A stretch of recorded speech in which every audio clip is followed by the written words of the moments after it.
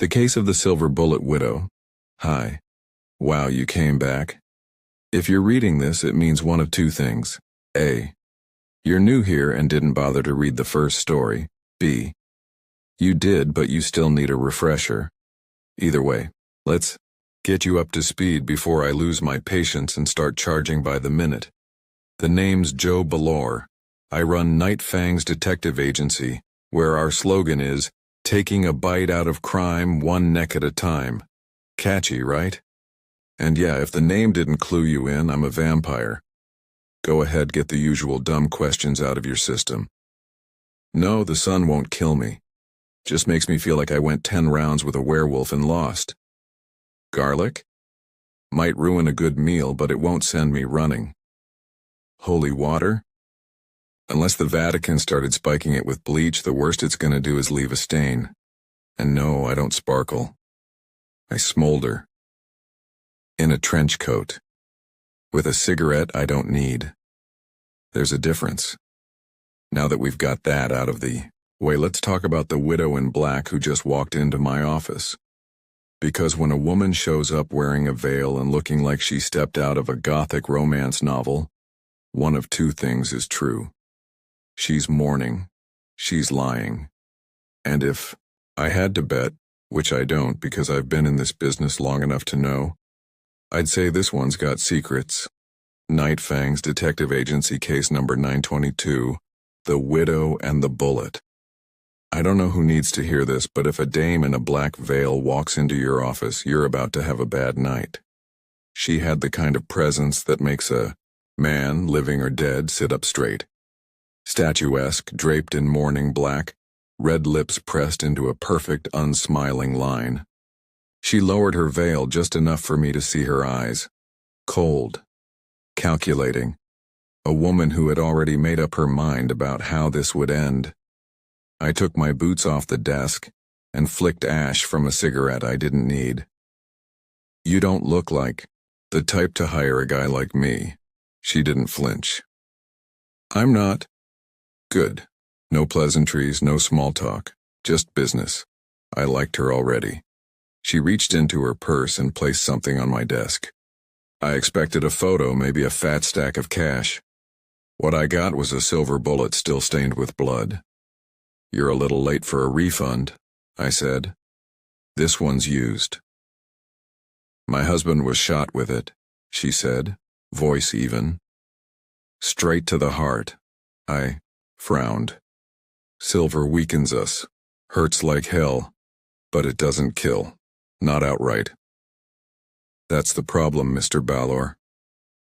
She leaned forward, eyes locked on mine. It did. That shut me up for a second. Vampires don't just drop dead from silver, no matter what some hack novelist wants you to believe. Bullets slow us down, sure. Silver burns. But death? No. If this was true, then something was very, very wrong. I picked up the bullet, rolling it between my fingers. A faint tingle. Silver was nasty, but this felt worse. Off. Like I was holding something that didn't belong in this world. Tell me about your husband. Victor Graves. He was a businessman. I snorted. That meant a criminal. One with enough cash to stay on the Vampire Council's good side. I knew the name. Everyone in the supernatural underworld did. He ran blood rackets, black market deals, the kind of business where your clients didn't walk away happy. They just didn't walk away. Where was he shot? I asked. In our penthouse. The door was locked. No signs of forced entry. So either he let his killer in or they walked through walls. She nodded. I want you to find out which. I leaned back, studying her. She was composed. Too composed for a grieving widow. That meant one of two things. Either she already knew who did it and wanted me to clean up the mess, or she was scared enough to pretend she didn't care. I tapped the bullet against my desk. Mrs. Graves, people like your husband make enemies. You sure you want to know who pulled the trigger? Her lips curled into something almost like a smile, That's why I came to you, Mr. Balor. Yeah, of course it was. I sighed and stubbed out my cigarette. Another night, another case. This one was going to get me killed. I could feel it already. Continued in part 2. Follow for more. The crime scene. First stop, Victor Graves' last known address. A penthouse uptown. The kind of place where vampires with old money pretended they still ran things. If there's one thing I hate more than rich vampires, it's dead rich vampires. Victor Graves' penthouse was the kind of place that reeked of old money and new sins. Gothic opulence. Every corner designed to remind you that the man who lived here was untouchable, or had been anyway. Now, the only thing he was touching was the cold marble floor. The cops had already come and gone, but the room still smelled of death.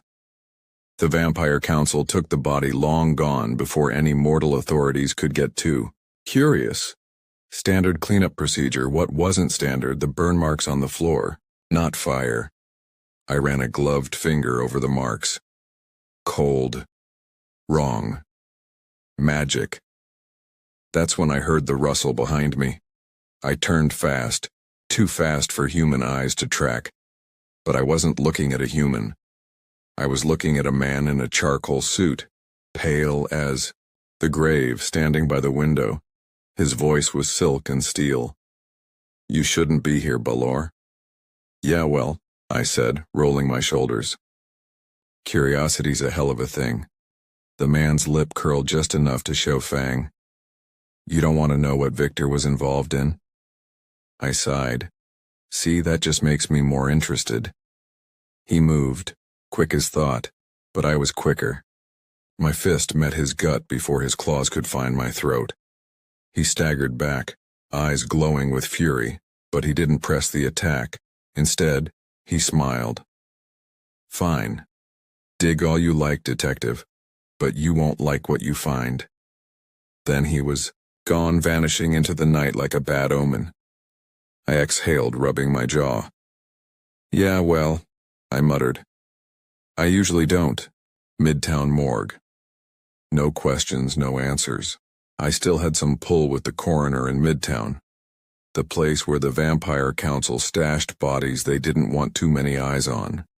No paperwork, no police reports, just a quiet little hole in the world where inconvenient corpses went to disappear. If you didn't know what you were looking for, you'd walk right past it. Most people did. Inside, it smelled like formaldehyde, bleach, and bad decisions. The walls were the color of expired meat, and the air was thick with the hum of refrigeration units working overtime. I could get in because Doc Holloway still owed me a favor. He'd gotten to know me back when I did a stint as an enforcer. Yeah, that's right. I used to break kneecaps for the council, shake down the wrong people, and make problems disappear. It's a part of my past I don't bring up much, mostly because there's no good way to explain it. That doesn't make me sound worse than I already am. And if you think I'm about to get nostalgic about it, let me save you the trouble. I'm not. The important thing is that Holloway and I had an understanding. He kept his head down, kept the council happy, and in return I never had to break his fingers. Mutual respect, or at least mutual survival. I pushed through the swinging doors into the morgue.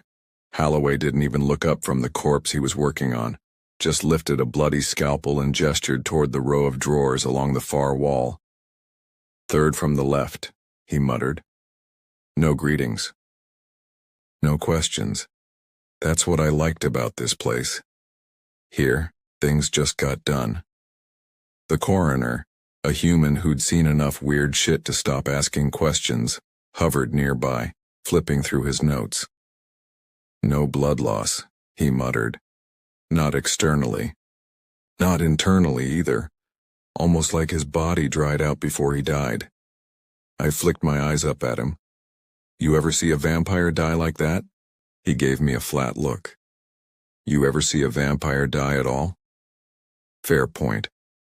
I pulled a pair of gloves from my coat pocket and reached for the bullet wound. Silver burns like hell when it gets near our kind, so I expected a bit of a sting.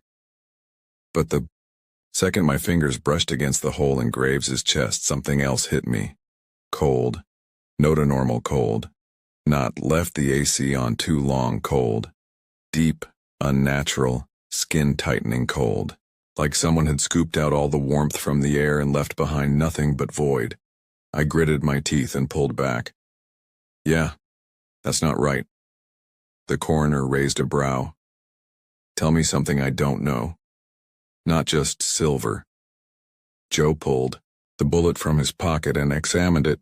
Closer, someone had carved tiny arcane symbols into the casing.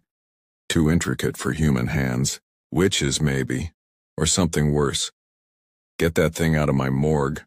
Whatever it is, it ain't normal. Nothing in this city is. I pocketed the bullet and remembered something about the penthouse that kept circling in my mind. No forced entry. No scuffle. Whoever had killed Graves, he'd let them get close, which meant he either trusted them or never saw them coming. I exhaled slowly. Someone didn't just want him dead, I murmured. They wanted him erased. And if there was one thing I knew about vampires, it was that we don't go quietly. Continued in Part 3, follow for more. The suspects and secrets. Nobody dies clean in this city, not even the already dead. Victor Graves wasn't just some blue-blooded parasite lounging on his wealth. He was a player, and players make enemies, a lot of them. So, the question wasn't just who wanted him dead, it was who got to him first. Lenora's alibi. I paid a visit to Lenora at her estate, a sleek high-rise with all the charm of a mausoleum. She greeted me with that same cold composure, dressed in widow's black like she'd been born in it. "You've been busy," she said, voice smooth as aged bourbon. "I'm a busy guy," I shot back. "You were at a gala the night your husband got turned into an expensive corpse. Got witnesses?" Her lips twitched. "Several. The Vampire Council hosts the event every year. Many of them saw me there. You're welcome to ask." "Yeah.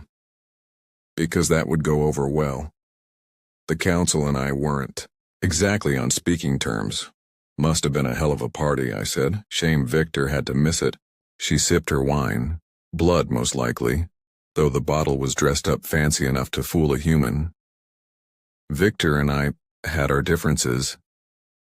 "That's rich people talk for we hated each other," I said. She didn't deny it. Instead, she set her glass down and met my eyes. "I didn't kill my husband, Mr. Beller. If I had, I wouldn't have needed to hire you."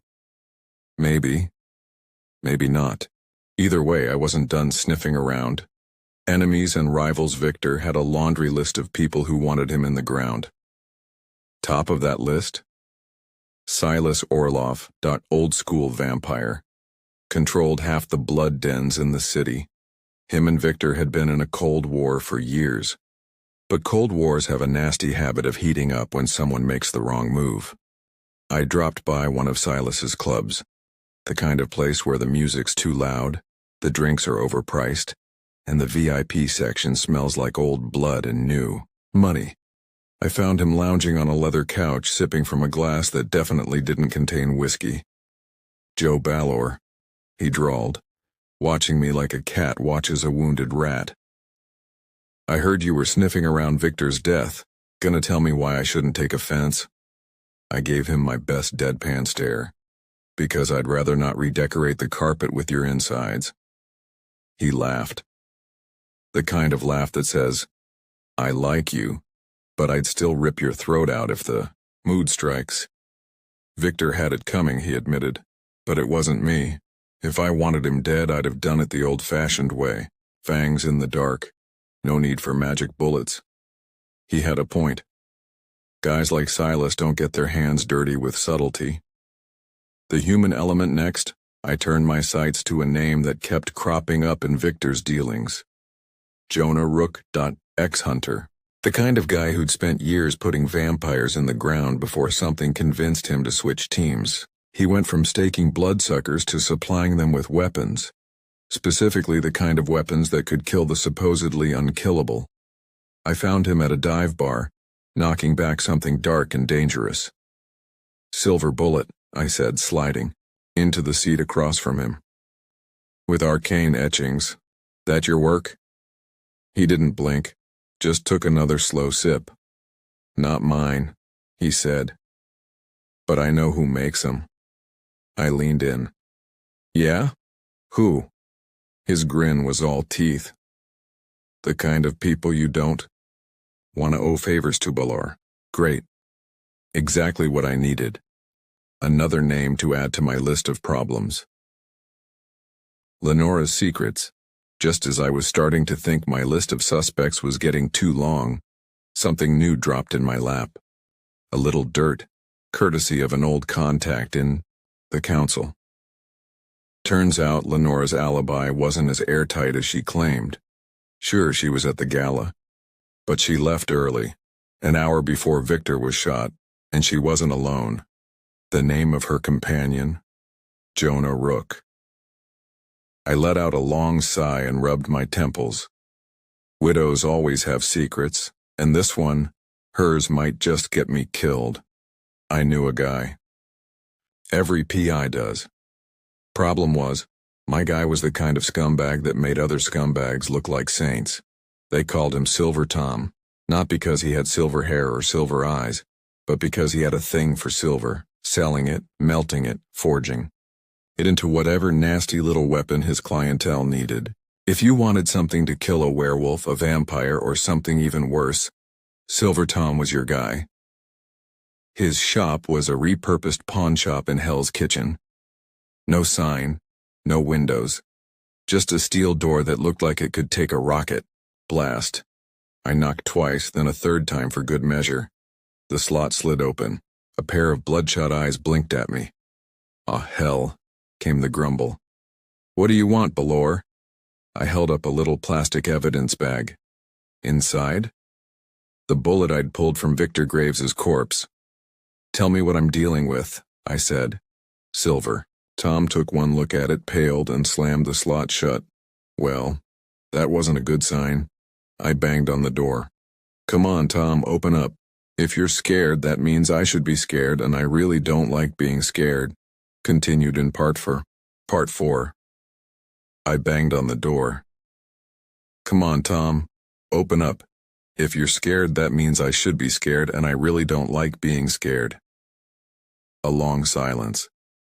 Then the sound of locks turning. When the door creaked open, Tom was already sweating. "You touched that thing?" he asked. "Yeah," I said. "Why?" Tom swore, backed away from me like I had the plague, and pointed to a cluttered workstation. "Put it down, now." I tossed the evidence bag onto the desk. Tom grabbed a pair of heavy-duty gloves, like the kind you use to handle radioactive waste, and examined the bullet through a magnifier. "Whoever made this," he muttered, "wasn't just trying to kill a vampire. They were trying to erase him." "Explain," I said. Tom took a slow breath. "It's a death hex, old magic, really old. This thing doesn't just punch a hole in the body, it unravels you. Vampires, werewolves, ghosts. Doesn't matter. You get shot with this, you don't come back. You don't exist anymore." I frowned. "Silver doesn't do that. This ain't silver, this is cursed iron, and the worst part." Tom set the bullet down like it might bite him. "Hexes like this, they're contagious." My stomach turned to lead. "Come again?" "You touched it too long," Tom said, voice grim. "That means the curse is in you now." Betrayal. I left Silver Tom's shop with a fresh death sentence and a bad mood. Cursed. Me. Again. Just my luck. I needed answers. And I needed them fast. And there was only one person who could have gotten her hands on something this nasty. Lenora Graves. I stormed back into her estate without bothering to knock. The guards outside barely had time to glare at me before I flashed some fang. They got out of my way real quick. I found Lenora lounging in her parlor, sipping from a crystal glass. She didn't even flinch when I slammed the door behind me. "Mr. Balor," she said, all calm and composed. "You look unwell." I tossed the bullet onto the table between us. "That's because I'm cursed, you manipulative backstabbing." Her smirk vanished, just for a second, just long enough to tell me she knew. Bingo. "Tell me the truth, Lenora," I said. "Where did you get it?" She sighed and set down her drink. "Victor was a fool," she murmured. "He thought I didn't know, thought I wouldn't notice." "Notice what?" She met my gaze. Cold, unfeeling, dead inside in a way that had nothing to do with being a vampire. "Victor was leaving me," she said, "for some little bloodsucker barely a century old, trading me in like I was disposable." "So you killed him?" "I did worse," she said. "I damned him." I whistled low. "That's some serious overkill, lady. A divorce would have been simpler." Lenora's eyes gleamed, "but not nearly as satisfying." I let out a long breath. "Well, congratulations. You got your revenge. There's just one problem." "And what's that?" I tapped my chest. I touched the bullet. "That means the curse is mine now. And unless you fix it, I'm next." Lenora's smirk came back, slow and cruel. "Then I suppose," she said, "you'd better hurry. Great, just great." Now I had to figure out how to uncurse myself before I ended up like Victor, which meant tracking down the one thing worse than a cheating vampire, a lying widow, or a cursed bullet. A witch. The race against time, 24 hours, that's what Silver Tom told me. A day to live. After that, the hex would do to me what it did to Victor, wipe me from existence like a bad debt. I don't take kindly to deadlines. That's how I found myself pounding on a rusted-out trailer door in the backwoods of Staten Island, a place that smelled like wet dog and broken dreams. The door cracked open just enough to reveal a single bloodshot eye. "Balor," a voice rasped. "I thought I told you never to come back." "Good to see you too, Agnes," I said. "I need a curse lifted." The door slammed shut. I kicked it open. Inside, Agnes Hex. Real name unknown, age unknown, level of psychotic tendencies. Very well documented. Stared at me like she was trying to set me on fire with her mind. Probably could if she was in the mood. "Get out," she growled. "Can't," I said, stepping inside. Dying and all. Real inconvenient. Her nostrils flared. "You're cursed." "Yeah, that's the problem." I dropped the bullet on her table. "Can you fix it or not?" She leaned in, inspected the markings, and let out a low whistle. "Oh, you're screwed." "Great," I said. "Real helpful." She tapped a long, cracked fingernail against her chin. "I could break it, sure. But you know the rules. Magic for magic.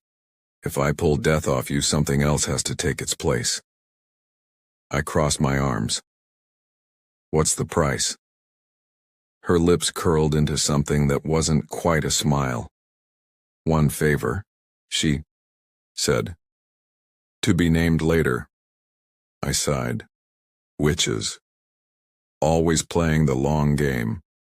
But it was either that or become supernatural dust. "Fine," I said. "Do it." She grinned, cracked her knuckles, and got to work. Meanwhile, Lenora Graves had vanished. And something told me she wasn't the type to lay low. I had a feeling where she'd be. The final showdown, Victor Graves didn't get a funeral. Vampires don't get buried, not officially. But his estate had a private crypt, and if Lenora was going to gloat anywhere, that's where she'd be. I found her standing over Victor's tomb, dressed in widow's black, smiling. Grieving? I asked, stepping into the mausoleum. She turned, unsurprised. Just reminiscing. You did all this for revenge, I said. Killed your husband, set me up, and now you're out here playing ghost whisperer. What's next? She tilted, her head. I was wondering when you'd come. Figured we had unfinished business. Her fingers traced the edge of a pendant around her neck. I have a deal for you, Mr. Balor. Do tell. She held up a small vial, black smoke swirling inside, like trapped nightmares. The last piece of the hex, she said. You let me go, I break the curse, no harm, no foul. I pretended to think about it. Then I drew my gun and shot her in the leg. She screamed, stumbled, and hit the cold stone floor. See, Lenora, I said, stepping closer. The thing about deals is that I don't make them with murderers. She snarled, fangs bared. You think you can kill me? Not exactly, I said, flicking something small toward her. It landed at her feet with a tiny clink. The hexed bullet. Her eyes went wide. You... And then the magic took hold. She writhed as the hex consumed her, the same way it had killed Victor. Her scream was inhuman, a sound that scraped at the bones. Her skin cracked, split apart, and then... nothing. Gone. Just like Victor. The aftermath. The next night I sat in my office, staring at the bullet. The last one. My last reminder of Lenora Graves. Victor's murder? Unsolved. Officially. The vampire. Elite liked their secrets buried. Literally, in this case. Lenora? Wiped from existence. No body, no evidence, no trace. And my payment? Let's just say the widow's estate conveniently forgot to cut me a check. Typical. I sighed, leaned back in my chair, and lit a cigarette I didn't need. Another night, another case, another reason to keep watching my back. See you in the next case.